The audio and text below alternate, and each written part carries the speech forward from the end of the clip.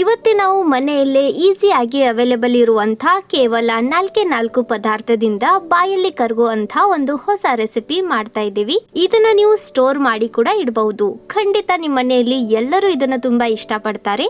ನಮಸ್ಕಾರ, ಶ್ರಾವಣಿ ಅಡುಗೆ ಮನೆಗೆ ಸ್ವಾಗತ. ನಾನು ರಶ್ಮಿ. ಹಾಗಾದ್ರೆ ಜಾಸ್ತಿ ತಡ ಮಾಡದೆ ಈ ರುಚಿಯಾಗಿರೋ ರೆಸಿಪಿ ಹೇಗೆ ಮಾಡೋದು ಅಂತ ನೋಡೋಣ ಬನ್ನಿ.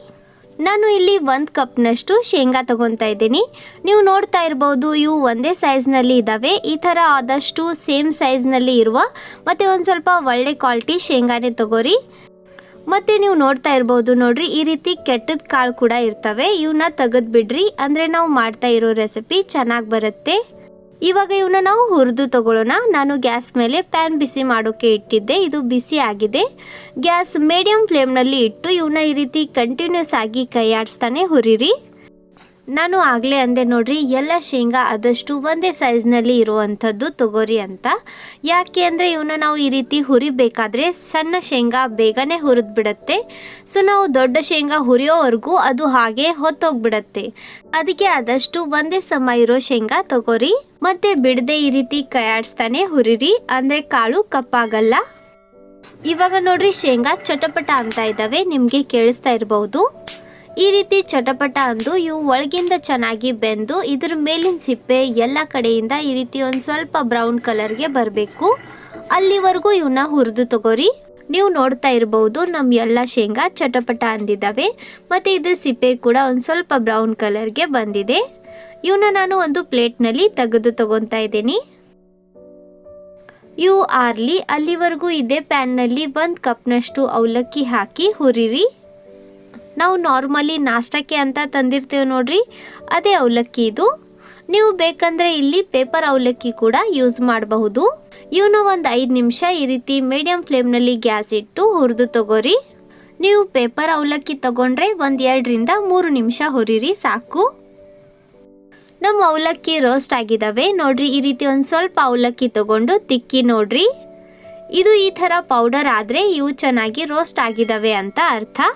ಇವಾಗ ಇವನ್ನ ಒಂದು ಪ್ಲೇಟ್ನಲ್ಲಿ ತೆಗೆದು ತಗೊಳ್ಳೋಣ. ಇದೇ ಪ್ಯಾನ್ನಲ್ಲಿ ಅರ್ಧ ಕಪ್ನಷ್ಟು ತುರಿದಿರೋ ಹಸಿ ಕೊಬ್ಬರಿ ಹಾಕ್ರಿ. ಇದಕ್ಕೂ ಕೂಡ ಒಂದು ಸ್ವಲ್ಪ ಬ್ರೌನ್ ಕಲರ್ ಬರಬೇಕು. ಅಲ್ಲಿವರೆಗೂ ಇದನ್ನು ನಾವು ಹುರಿತಾ ಇದ್ದೀವಿ. ನೀವು ಬೇಕಂದರೆ ಒಣ ಕೊಬ್ಬರಿ ಕೂಡ ಹಾಕಬಹುದು, ಆದರೆ ಹಸಿ ಕೊಬ್ಬರಿ ಹಾಕಿದರೆ ಟೇಸ್ಟ್ ಚೆನ್ನಾಗಿ ಬರುತ್ತೆ. ಸೊ ಇದು ಅವೈಲೇಬಲ್ ಇದ್ದರೆ ಇದನ್ನೇ ಹಾಕ್ರಿ. ಇದು ಹುರಿದಾಗಿದೆ. ನಾವು ಅವಲಕ್ಕಿ ತೆಗೆದ್ವಿ ನೋಡ್ರಿ, ಅದೇ ಪ್ಲೇಟ್ನಲ್ಲಿ ಇದನ್ನು ತೆಗೆದು ತಗೊಳ್ಳೋಣ. ಈ ಕಡೆ ನಮ್ಮ ಶೇಂಗಾ ಆರಿದವೆ. ಇವನ್ನ ನಾವು ಎಷ್ಟು ಚೆನ್ನಾಗಿ ಹುರಿದಿದ್ದೇವೆ ಅಂದರೆ ಜಸ್ಟ್ ನೋಡ್ರಿ, ಈ ರೀತಿ ತಿಕ್ಕಿದ್ರೆ ಸಾಕು, ಇದ್ರ ಸಿಪ್ಪೆ ಎಲ್ಲ ಬಿಚ್ಚುತ್ತಾ ಇದೆ. ಇವನ್ನೆಲ್ಲ ಸಿಪ್ಪೆ ತೆಗೆದು ತಗೊಳ್ಳೋಣ. ನೋಡ್ರಿ, ಈ ರೀತಿ ಸಿಪ್ಪೆ ತೆಗೆದ ನಂತರ ಇವಾಗ ಇವನ್ನ ನಾವು ಮಿಕ್ಸಿ ಜಾರಿನಲ್ಲಿ ಹಾಕಿ ಗ್ರೈಂಡ್ ಮಾಡಬೇಕು.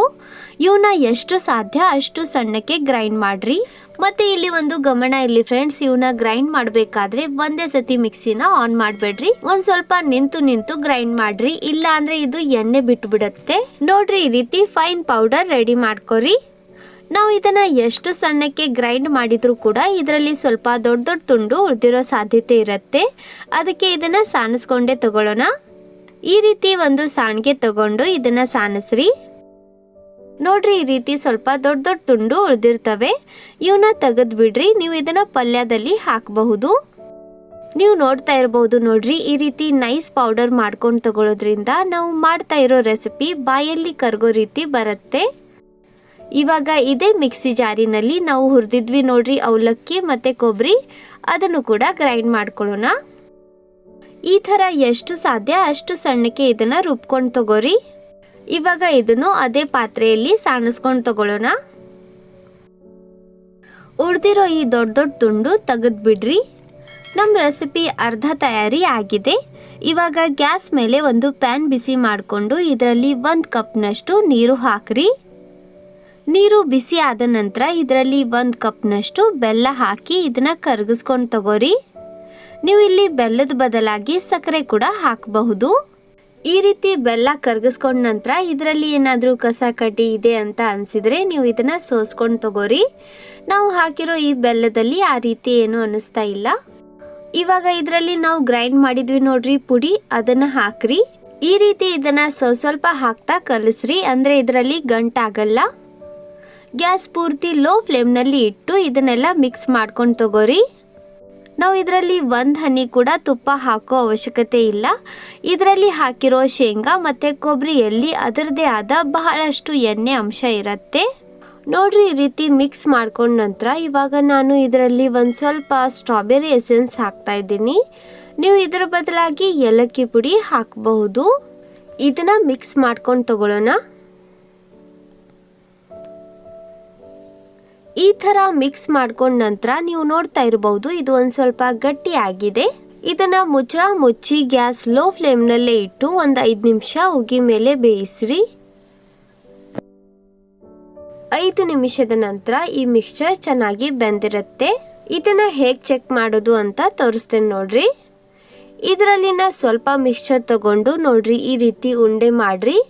ನೀವು ನೋಡ್ತಾ ಇರಬಹುದು ಇದು ಎಣ್ಣೆ ಬಿಡ್ತಾ ಇದೆ ಮತ್ತೆ ಚೆನ್ನಾಗಿ ಬೈಂಡ್ ಆಗ್ತಾ ಇದೆ. ಇದು ರೆಡಿ ಇದೆ. ಇವಾಗ ಗ್ಯಾಸ್ ಆಫ್ ಮಾಡಿ ಇದನ್ನ ಒಂದು ಪ್ಲೇಟ್ನಲ್ಲಿ ಹಾಕೋಣ.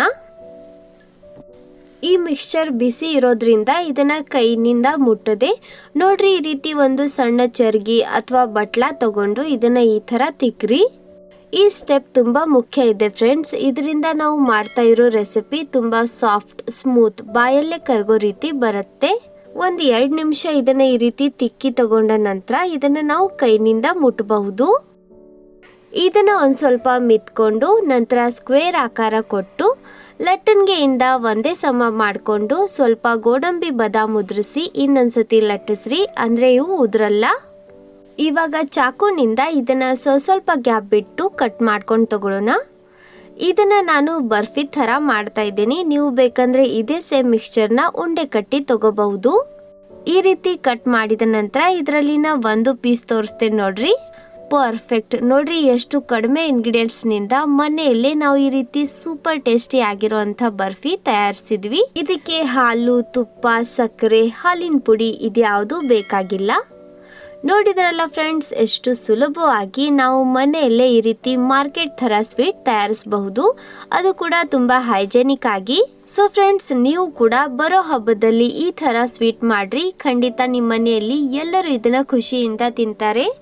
ಇವತ್ತಿನ ಈ ವಿಡಿಯೋ ನಿಮಗೆ ಇಷ್ಟ ಆದರೆ ಸ್ವಲ್ಪನಾದರೂ ಯೂಸ್ಫುಲ್ ಅಂತ ಅನಿಸಿದರೆ ನಿಮ್ಮ ಫ್ರೆಂಡ್ಸ್ ಮತ್ತು ಫ್ಯಾಮಿಲಿ ಸರ್ಕಲಲ್ಲಿ ಶೇರ್ ಮಾಡೋ ಮೂಲಕ ನಮಗೆ ಸಪೋರ್ಟ್ ಮಾಡಿರಿ. ನಿಮ್ಮ ಬ್ಯುಸಿ ಲೈಫ್ನಲ್ಲಿ ಟೈಮ್ ತೆಗೆದು ಈ ವಿಡಿಯೋ ನೋಡಿದ್ದಕ್ಕೆ ತುಂಬ ಧನ್ಯವಾದ. ಭೇಟಿಯಾಗೋಣ ಇದೇ ರೀತಿ ಇನ್ನೊಂದು ಹೊಸ ರುಚಿಯಾಗಿರುವಂಥ ಮತ್ತೊಂದು ಇನ್ಸ್ಟಂಟ್ ಸ್ವೀಟ್ ರೆಸಿಪಿ ಜೊತೆ. ಅಲ್ಲಿವರೆಗೂ ಬಾಯ್ ಫ್ರೆಂಡ್ಸ್.